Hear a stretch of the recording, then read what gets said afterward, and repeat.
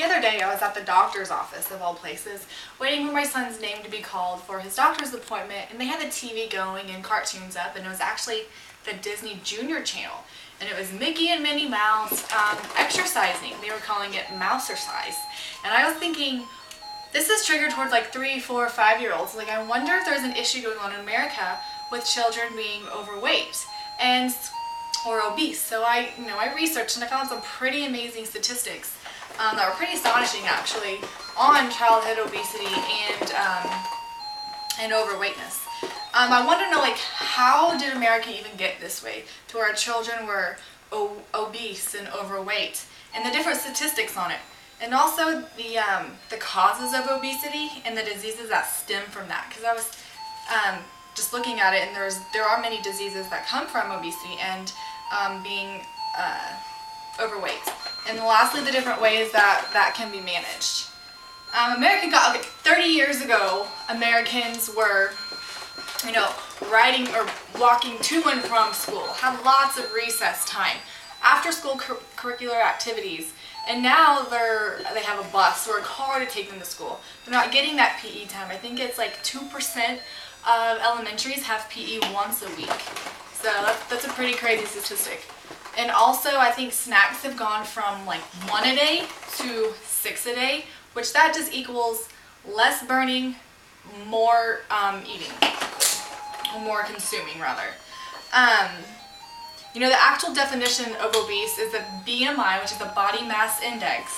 For obesity, that's at or above 95% for that age and sex. And overweight is at or above 85% to 95%. So that's the actual definition of overweight and obese. A few statistics that I found was approximately 17%, which equates to 12.5 million children in America are obese. That's not even overweight, that's just obese alone. And since 1980, obesity has tripled in America. And there's a few factors that can play into that, race, income level, education level. They all can play a role in obesity in children.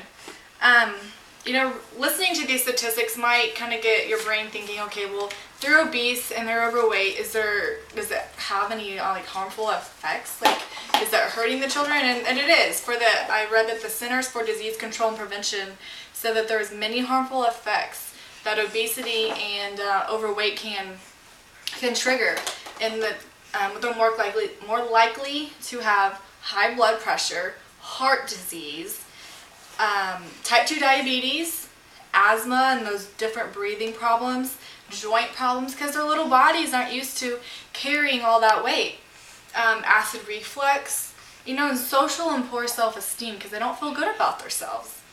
And then there's certain causes for obesity, and that mean poor eating habits. Look at all the fast food chains. What kid doesn't like McDonald's? Of course it's okay to have McDonald's, but it's just easy and fast for parents. And also overeating. Meal sizes have gotten huge. It's enough for 2 people to eat at one setting sometimes. The lack of exercise. Why go outside and play when I can play on my PlayStation or something like that, Family history. If their parents are overweight, more likely the children are going to be, might be overweight. Just setting that example. Family and peer problems, low self-esteem. And then, there's different ways of managing obesity and overweight. Of course, diet and exercise, just eating healthier, putting better foods into the body, and getting that exercise. There's actually a few programs that are being developed by the NFL, like NFL in 60. They're trying to get kids out there to exercise and play and burn calories and get that fresh air. And then also is another from Michelle Obama herself. It's called Get Moving. She wants kids to get outside and to eat better and to play. And I actually want to leave you with a quote today that Michelle Obama had said. The physical and emotional health of an entire generation and the economic health and security of our nation is at stake.